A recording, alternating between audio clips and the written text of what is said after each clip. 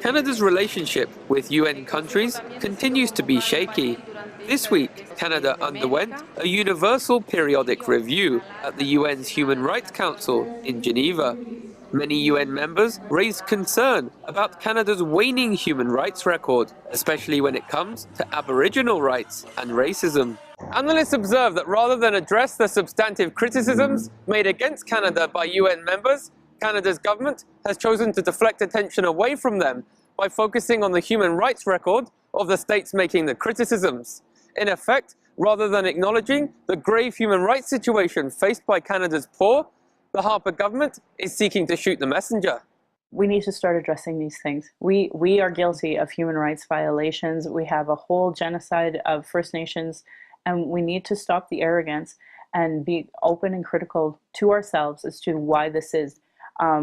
This is not democratic. This is actually a dictatorship. So we do not have the right to be pointing the fingers at other people's human rights violations. Analysts argue that Canada's neoconservative government, which looks to pro-Zionist groups like UN Watch for advice, has come to embrace Western exceptionalism and reject multilateralism. I think at the moment we're pretty well average, possibly even below average. Things could be done better. Certainly we've done awful things in the past, and I don't know if we've made up for those. Unfortunately, sometimes I think Canada wants to be too much like the United States. We need to set our own standard. It was recently exposed that the UN's Special Rapporteur on the rights of Indigenous peoples was being blocked from entering Canada by Canada's controversial Foreign Minister, John Baird.